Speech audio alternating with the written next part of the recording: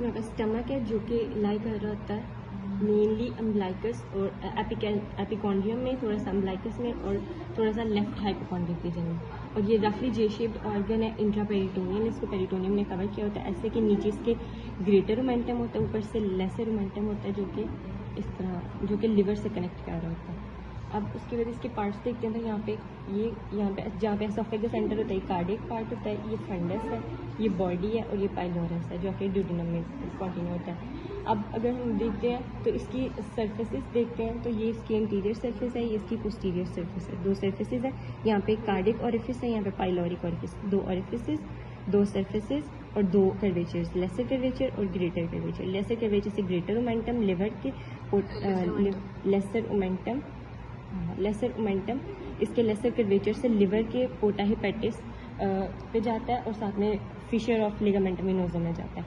और जो greater omentum है वो greater curvature of the stomach से नीचे जाता है और कॉइल्स ऑफ स्मॉल इंटेस्टाइन के आगे अपने ऊपर टर्न बैक करता है और इसके superior border of the transverse colon पे आके अटैच हो जाता है। अब सबसे पहले इसके हम लोग देखते हैं ब्लड सप्लाई में देखते हैं तो सीलियक ट्रंक, ये एब्डोमिनल आयोटा से coeliac trunk directly left gastric artery देकर जो इसके यहाँ पे upper 2/3 of the lesser curvature को सप्लाई करेगी, lower 1/3 of the lesser curvature को सप्लाई करती है राइट गैस्ट्रिक आर्टरी जो कि हमारे पास कॉमन हेपेटिक आर्टरी से आती है जो कि सीलियक ट्रंक की ब्रांच है।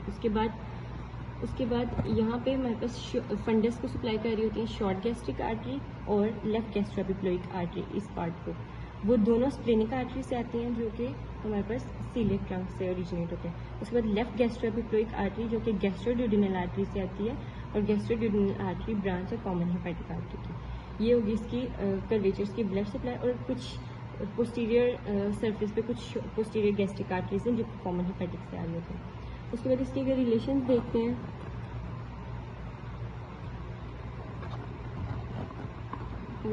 देखेंगे तो इधर सबसे पहले एंटीरियर एब्डोमिनल वॉल आएगी, लिवर की राइट लोब आएगी anteriorly, left lobe of liver आएगा, डायफ्राम आएगी एंटीरियरली और उसके बाद और क्या आएगा लेफ्ट प्लूरा। हाँ, यहाँ पे लेफ्ट प्लूरा और लेफ्ट लंग भी आएंगे जो इसके साथ left coastal margin, left pleura, left lung और साथ में एंटीरियर एब्डोमिनल वॉल और लिवर की लेफ्ट लोब, इसके इंटीरियर रिलेशन में आता है।